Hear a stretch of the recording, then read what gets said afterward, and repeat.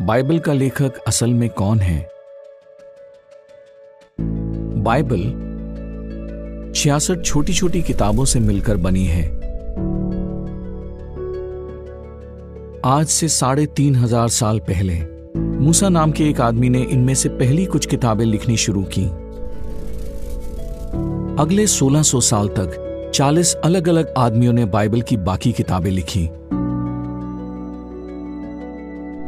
लेकिन अगर इंसानों ने बाइबल लिखी है तो इसे परमेश्वर का वचन क्यों कहा जाता है? जरा सोचिए, जब एक मैनेजर को कोई जरूरी संदेश भेजना होता है तो वो क्या करता है?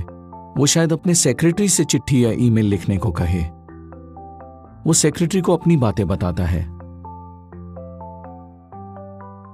और फिर सेक्रेटरी उन बातों को ईमेल में लिख देता है। हालांकि ईमेल सेक्रेटरी ने तैयार किया है, वो असल में उसका लेखक नहीं है। उसी तरह बाइबल लिखने वाले इंसानों ने बातों को अपने तरीके से लिखा, लेकिन वो संदेश उनकी तरफ से नहीं था। तो फिर वो किसकी तरफ से था? बाइबल में लिखा है, पूरा शास्त्र परमेश्वर की प्रेरणा से लिखा गया है। यहोवा परमेश्वर ने अपनी शक्ति का इस्तेमाल करके उन्हें अपने विचार बताए। उसने ये कैसे किया? जब दानियल नाम का भविष्यवक्ता सो रहा था, तब यहोवा परमेश्वर ने उसे सपने में अपनी बातें बताई। कुछ और लोगों को तो जब वे जाग ही रहे थे, परमेश्वर ने अनोखे दर्शन दिखाए, जैसे भविष्यवक्ता यहेजकेल को। कुछ मौकों पर यहोवा ने स्वर्गदूतों के जरिए अपने विचार बताए, जैसे प्रेषित यूहन्ना को।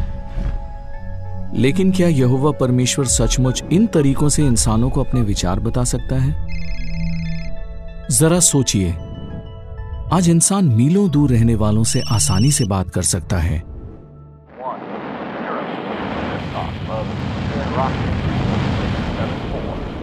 यहां तक कि वो अंतरिक्ष यात्रियों से भी बात कर सकता है।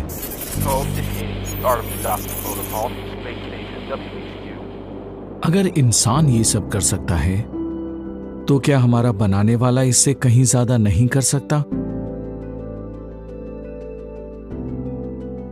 हम बाइबल पर भरोसा कर सकते हैं, क्योंकि इसका लेखक असल में कोई इंसान नहीं, बल्कि हमारा प्यारा परमेश्वर यहोवा है। आप शायद सोचें, बाइबल में क्या बताया गया है? आप इसे कैसे समझ सकते हैं? इन सवालों के जवाब परमेश्वर की तरफ से खुशखबरी नाम के ब्रोशर के पार्ट 3 में दिए गए हैं। आप इसे jw.org से डाउनलोड कर सकते हैं।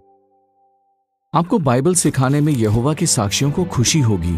बाइबल अध्ययन के लिए आप ऑनलाइन गुजारिश कर सकते हैं। आप जहां भी हों, आपके समय के मुताबिक यहोवा के साक्षी आपसे मिलने जरूर आएंगे।